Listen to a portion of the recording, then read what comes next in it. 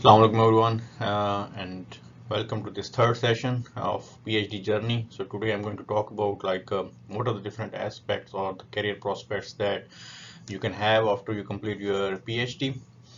Uh, so I'm going to talk about a bit of my experience regarding like how I have seen people like what they have been doing after PhD. So to start with, first of all, there are two options right after PhD. Either you can go to industry or you can go to academia. You can join as a faculty member in some university, or you can join as some researcher in some industry. So most of the options that I have seen over the years, that most of the people they prefer joining faculty in academia, they prefer, and industry as well. But in industry, for example, I have seen people like going to uh, like there are some programs in which specifically the PhDs are uh, completed, or they are basically initiated, so that the researchers after completing their PhD they can join the industry in some specific areas, or if they are engaged with some industry doing some projects, then after completing their PhD they just join the industry. It has been very common in Marie Curie fellowships, for example in Europe, a lot of people like they join industry after completing their PhD. A lot of opportunities are there. I have seen people like working in for different companies in Europe, in the area of, for example, image processing, artificial intelligence, and things like that. Similarly, then I have seen also a lot of people, in fact most of the people who join academia after completing their PhDs. Then in academia, I also joined academia after completing my PhD, so I'm going to talk about like more, for example, as the focus of the most of the people is on academia, so I'm going to talk about some of the aspects then in academia that you look for after completing your PhD. So first of all, if you join academia, then you need to go for like there are two things that you need to a couple of things that you need to do. For example, first one is teaching. You need to teach the students. You need to be involved in supervision of students for their master's projects, for their PhDs, even in their undergrad projects. Then you're also going to teach them a variety of subjects related to your area of expertise. Then so this is one of the main thing, and that you need to do when you're joining academia. Then there are other aspects like sometimes there are another career path, that the research path. Some people prefer, some universities say that okay, you can either choose a teaching path or a research path. So those who choose research path, then they are more involved in labs and in basically applying for fundings and winning the grants for different projects and writing the research proposals and things like that. But in most cases, these two work together, like teaching plus research. So project grants, you need to apply for those grants. You need to write a lot of research proposals. There are different calls for projects which are shared by your university, or there are some other funding bodies, for example, from the government or other areas from where you can get the funding for your projects, and you can complete those projects. After you win the funding, you need to do research on those different projects, and then it might also involve setting up the labs and hiring research assistants, research post-doc fellows, and so that who could do some work with you guys, or even hiring PhD students. So these are the two main things that you need to in academia. Then the supervision of students is the third one. So this is also an important part when you are like specifically teaching the students. You also need to supervise them for their thesis, masters or PhD.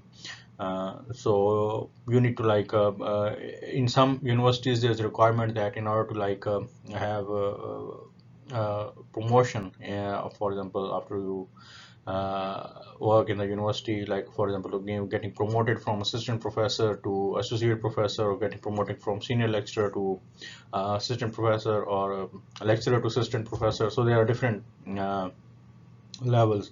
So that also involves a number of things that you need to basically accomplish before getting promoted, and supervision is also one part of that. For example, how many students you have supervised, how many PhD students you have supervised, how many MS students you have supervised, how many grants you have won, how many projects you have completed, and how is your teaching evaluation and things like that.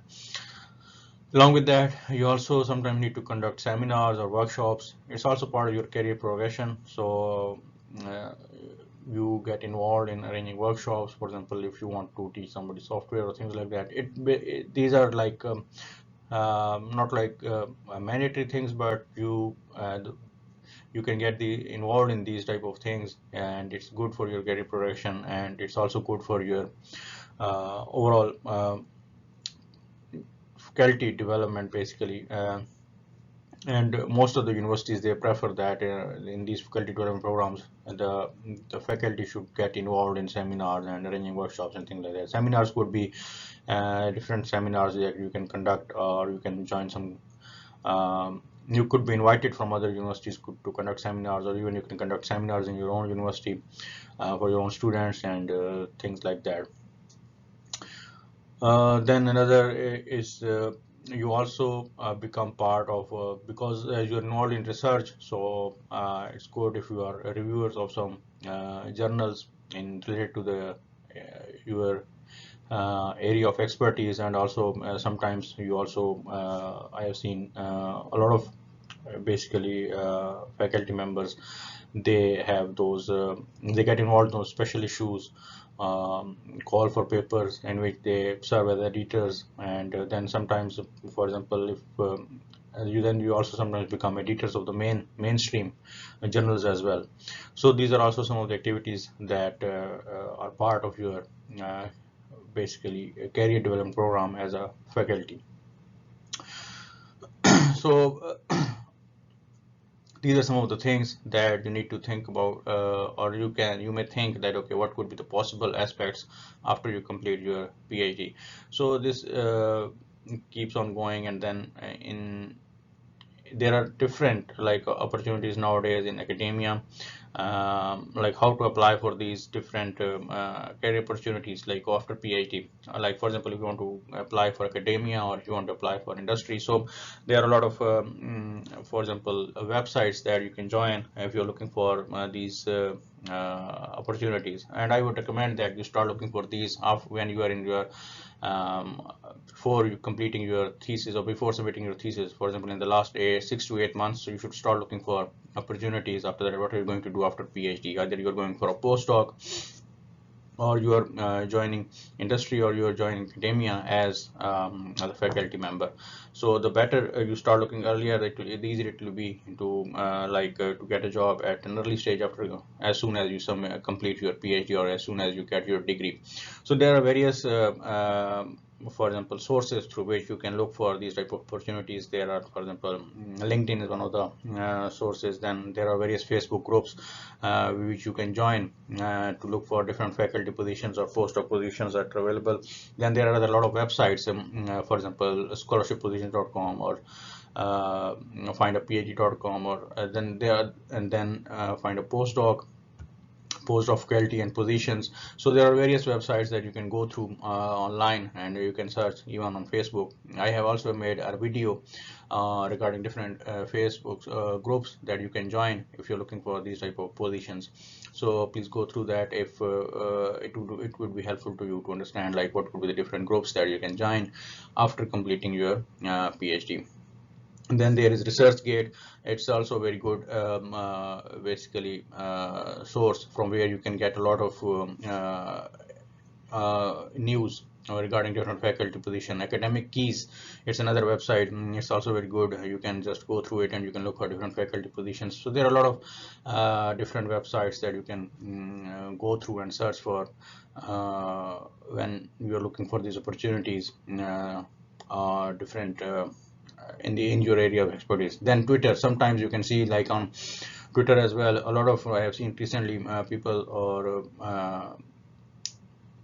professors, they advertise the different positions that are available in their respective lab or universities. So you can also go through that, and you can search for those different positions as well. So the more you are connected to different websites or different platforms, Facebook groups, and to your own network of colleagues or friends, and the more opportunities you will get to know about, like what are the different aspects after completing your PhD. So hopefully, so this is what you should expect after you complete your PhD, and hopefully it's of some help to you. And thank you very much for listening. Have a nice day.